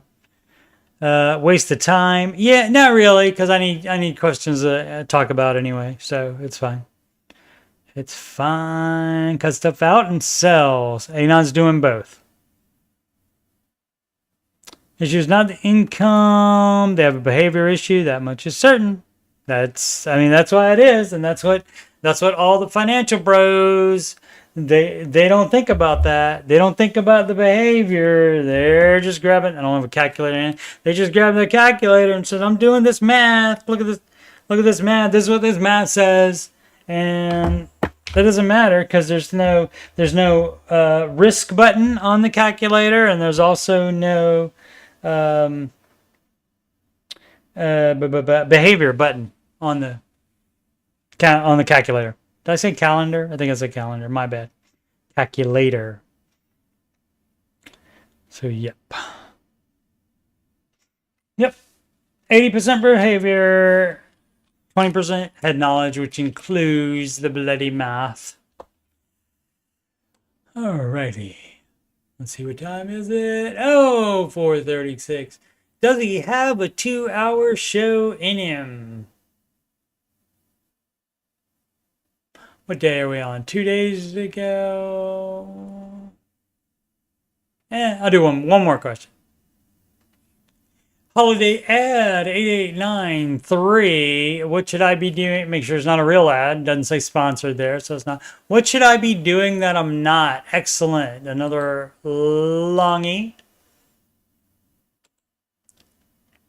Oh, I thought it was good. Oh, yeah, it is. Okay, great. Fabulous. What should I be doing that I'm not? 37, single mom, living in a fairly major city. Want to start by saying, I know I'm a high earner, so we're all out then. If you make a lot of money, you can't have problems. I do not mean to rile anyone up, all right? Please know I work my butt off to get here, and my family is horrible with money, so I've had to teach myself. Okay. However, because they're so bad with money, it makes me risk adverse when it comes to finances. My credit score is 0. Is 825. We don't care. We do not care about that part of it. But I don't begrudge anybody the bag. Get as much money as you can. My situation, base income, $190,000. See, AO is still with us. AO still lives within us all. Every time I say secure the bag, let's learn that from AO. Base income, $190,000. Annual bonus, 15% of base. Bomb the base. Rock this place. That is, who is that? Nina Cherrick. 80s. Child support, $700 a month. Not consistent. Men's, am I right? Upcoming 10K sign-on bonus in 2 weeks. High yield savings account, $15,000. 401K, $65,000. Started at 31. Not American, so didn't realize what a 401K is. Okay. Are you in America, though? It says major city, so it might be in America. And so as a resident, can you do that? I don't know. Unless she's referring to that as her country's version of it. 6% monthly. Company matches 100% for the first 2%, then 50% for the next 4. All right. Home loan, $260,000. Home equity, $100,000. Monthly mortgage, 17%. DTI, 11%.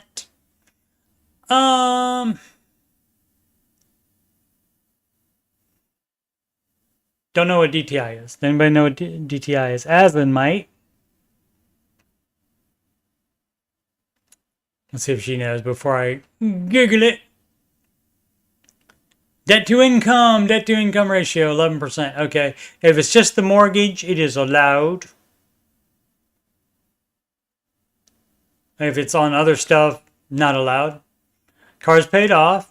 No student debt. No credit card debt. All this is again because I'm so terrified of being in debt due to my parents' financial illiteracy. That's fabulous. Whatever works to make you be debt averse. That is fabulous. Sorry for any trauma that happened for that, but that's a good byproduct of it. Part of my problem is I was approved for a home at doubling the cost.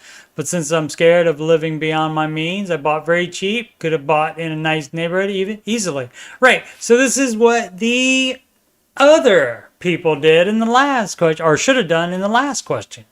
That's what they should have done instead of the bull crap that they did. Let's see. Same side of fearful coin is I'm way too scared to invest in the stock market, and that's where it's a problem. That's where it's a problem. Outside of the 401k, in case I lose all of that money. Well, you don't have to. You need to put 15% of your gross income while you're still paying the mortgage. So you need to do 15%. If you're only doing 6, you do need to put the other 9% in. So yeah, that is when it becomes a problem. You're right. Right now my son is 3, so daycare cost is kicking my butt at $10.70 a month.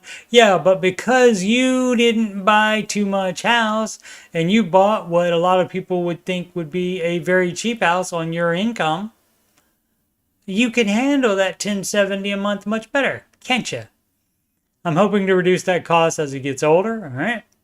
How do you get out of the risk adverse mindset? Yeah, that may take some time for you, but you need to think about being adverse to not having enough in retirement when you retire. So that needs to scare you more than the risk about whatever the market does right now. You will have plenty of time in the market. How old? Ooh, 37. Yeah, so you have 30 years in the market. Guess what? You'll be fine. You'll be fine. So that's times 4. That should, like if you put the lump sum, the amount that's in there now, double. And will double 4 times in that 30 years. So, and of course you keep adding on to it. Keep contributing, but it does need to be 15% while you still have a mortgage. After mortgage, you can put in more. Let's see. Savvy negotiator about the mindset. What would your advice be to somebody in the situation? Yeah, you got to get over that. And if you can't get over that, you might need some counseling of some type, and just that can help you flip the switch so that you are more concerned that you won't have anything in retirement than you are of losing money today.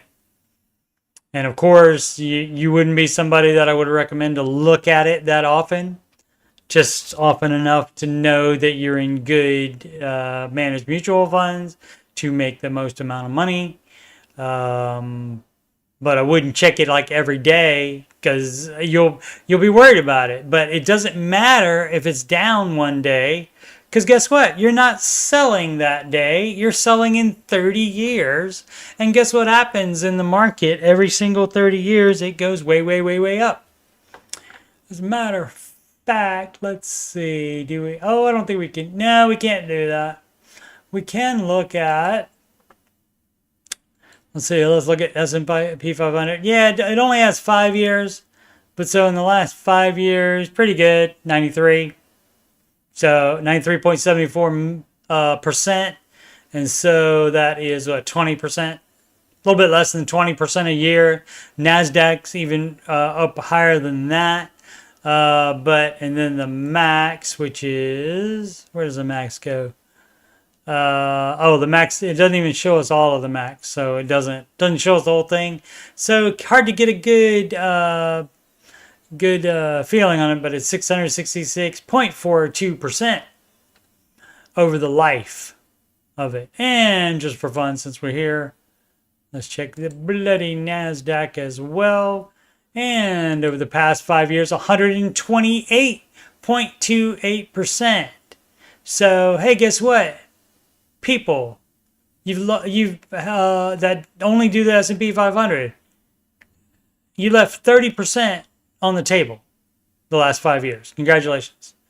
And the max, of course, on that 7,149.58%. And that 1990. Let's see how far that is, about 1995, so maybe that's when the inception of the NASDAQ happened, 1995, something like that. So that is the life of it, and so that's what, 30 years. So yeah, so it only grew a little bit then. So I mean, if you're in funds that are that make as much as the NASDAQ has over its life of 35 years, and then guess what? You're going to be fine. Even if it doesn't. Even if it makes considerably less than that.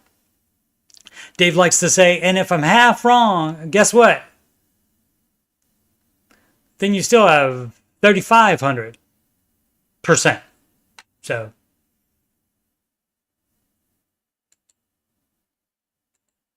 And then I think he tells him to shut up at that point. Okay, so let's see. Let's finish up with this.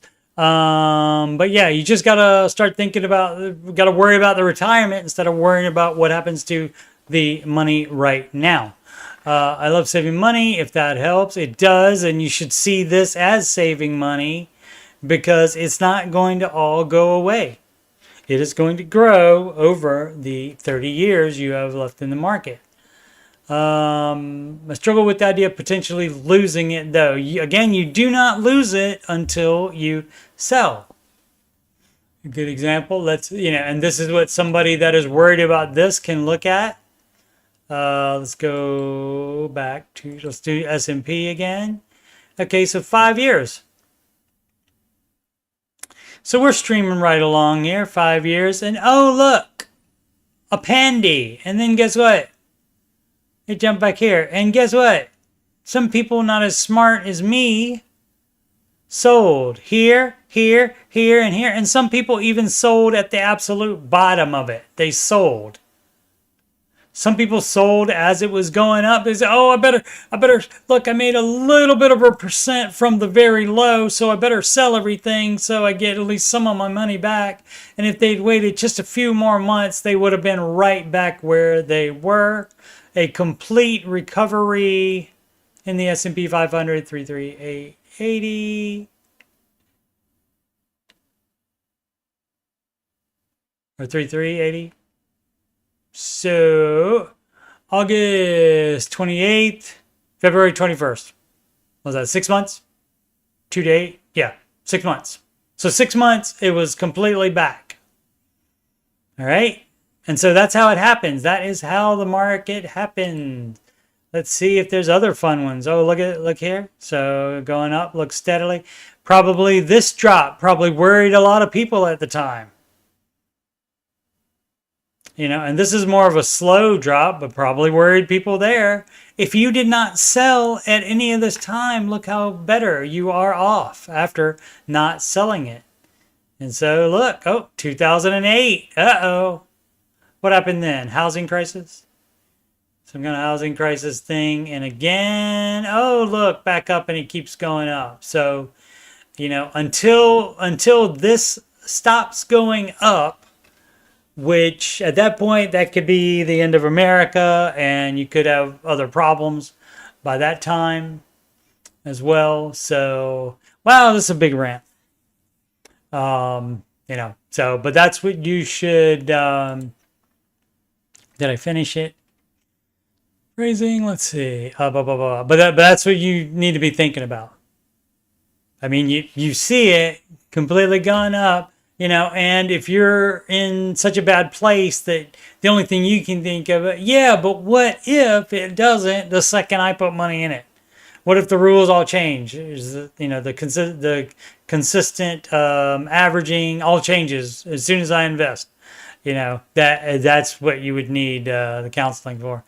I'm also playing, but again, I would channel it into, because it seems like it would be easier with most people to channel one worry into another and have them worry more about not having any money in retirement.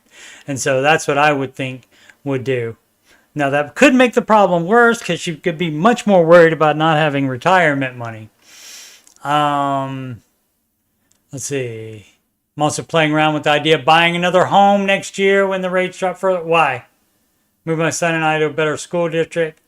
Oh, upgrading house. I mean, you can do that too. There's risk with that as well, because that's more debt. So how is that any different?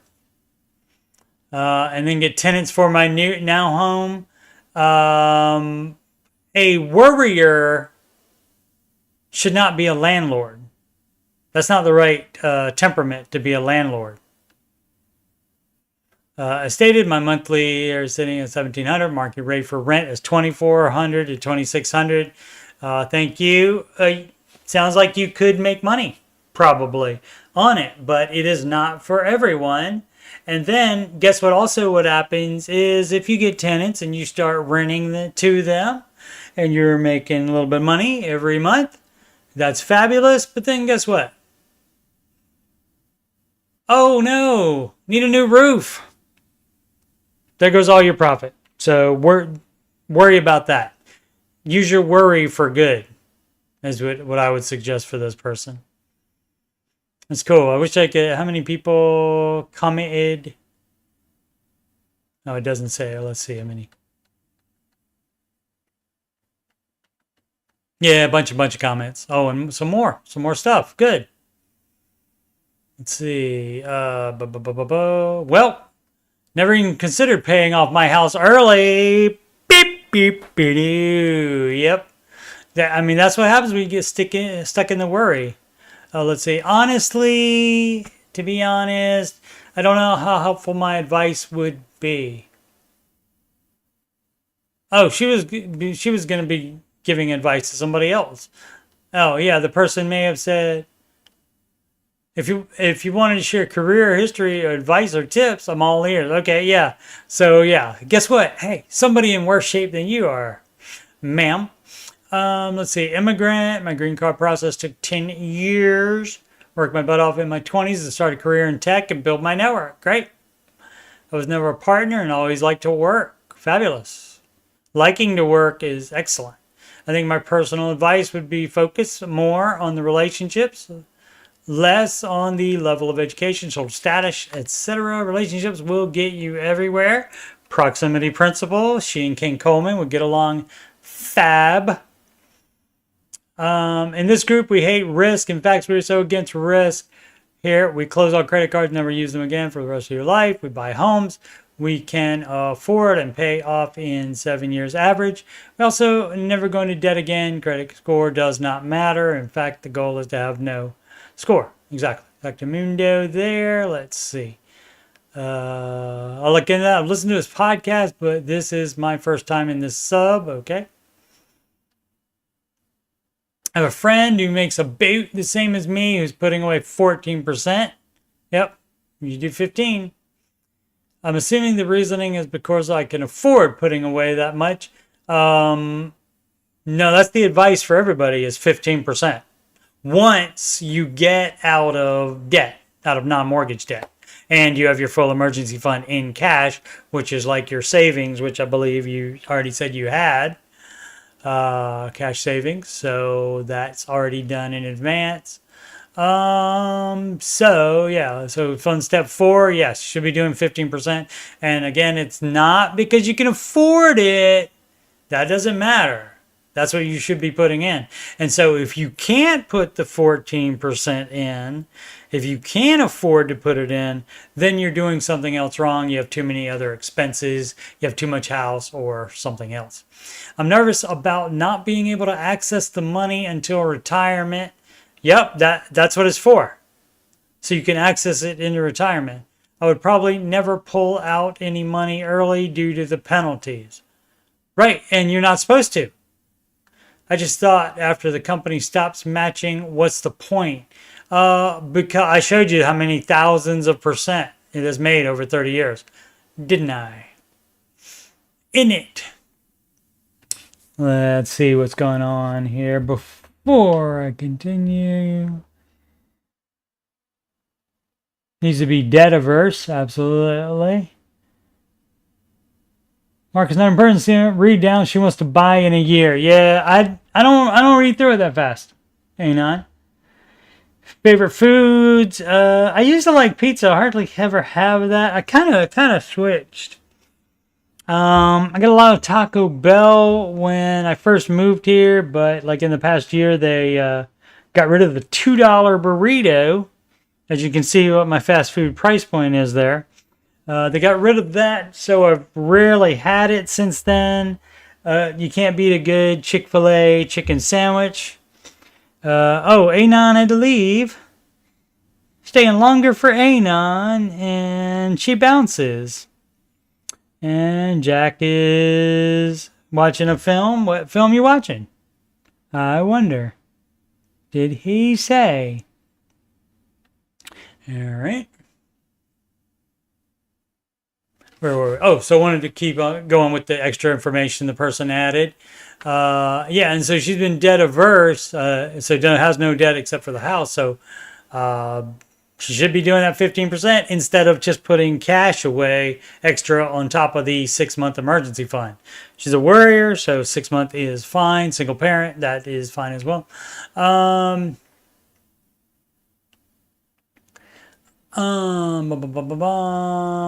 of 3, single family home, 3 bedroom, 3 bath, single family home built in 1983. That was when Return of the Jedi came out.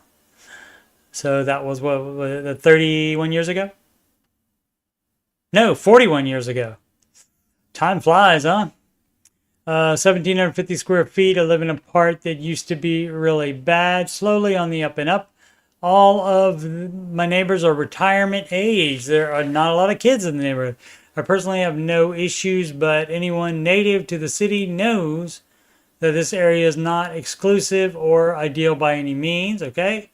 However, homes are well kept and lawns are decent. Right, so it's fine. You don't have to get $1 million house, even though you could technically afford the payments, even if they're 25% of your take-home pay, which that's the Ramsey advice on that for the mortgage. That is fine with them, but you can go less than always. You can spend less money always. He never has a problem with you doing that. The school district is like a C+. My son was 3 months old when I bought, and stupidly I didn't consider it. Let's see, I was just rushing to get into the market before the rates went up. My interest rate on the home is 3%. So worried about the rates, hurried up and bought a home, stupidly, in her words. And so, yeah, that's why you got to not let worry dictate you. I mean, you got to educate yourself more on the market and such. Oh, Lord, I couldn't tell you. I chose... a standard one they had, of course, the one with lower risk, okay? It's like 80% of something and 20% of bonds, I believe. Okay, bonds are not advised either because you're leaving money on the table. You do not have to be so worried about it. And so you do not have to be so conservative if you have 30 freaking years to go in the market. If you're retiring in 5 years, if you're an old like me, then maybe you want to be more conservative. But I'm not being more conservative. I'm not worried about it. I believe it'll be fine.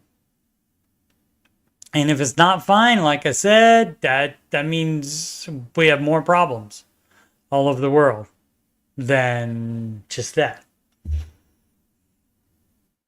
Yeah, so the bonds, yeah, I mean, those are very, very conservative. And, those would be a part of a target date. That might be what they have her in. And so, leaving money on the table. So, yeah, so she just needs to educate herself about the market. Having the information can belay some of that fear, can get rid of some of that fear. Because when you're stressed like that, because you're not familiar with what you're scared of, the more you understand it, the less you are scared of, unless it's, of course, venomous spider. But the market is not a venomous spider. Alrighty. As I'm planning to watch the new Crow later. Hopes that it'll be good, but I feel like I will be disappointed. That is always the issue when you have a reboot. Always the issue. Fortunately, Twisters was good. Was there any other one? The Quiet Place Day 1 that had all new characters in it and set it in New York City. That was fine. I did miss the family from the first two movies. I did miss those characters. And it was an interesting dynamic that the daughter was deaf, and so they all knew sign language, which helped when being quiet and so forth. And the Quiet Place movie, but I still enjoyed it.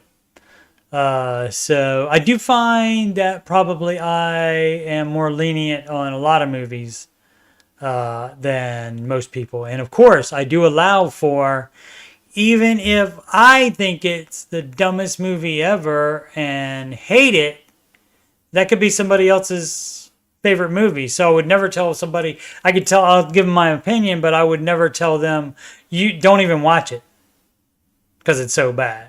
And that's basically all the internet is this is what I think about this, so you shouldn't even get anywhere near close to it. Yeah. Yep, Twisted and Top Gun. Yeah, I have not seen Top Gun Maverick. Top Gun is an interesting thing for me as well, because I did not see Top Gun until probably mid-2000s was when I saw Top Gun, and I did enjoy it. I mean, it's a good movie. But some of it was probably the 30-year hangover in between. The 30 years of it, because I had heard of it. It's out in the zeitgeist. I knew the phrase that I say all the time. What was it? Negative Ghost Rider. The pattern is full. I was saying that long before I even saw the movie. So yeah, but I did enjoy it, and I just haven't watched Maverick yet. So that's the Top Gun sequel, and supposedly more, because it wasn't Austin Butler and the guy from Twisters. Blanking on his name at the moment, but yeah, he's definitely the Hollywood hit boy right now. Oh, I can't. Glenn Powell is his name. Yeah, weren't they both in Top Gun? I haven't seen that Elvis movie either with Austin Butler. I heard he did excellently in that, and so I will watch that one day. But I just haven't yet. Alrighty, so that is a 2-hour stream.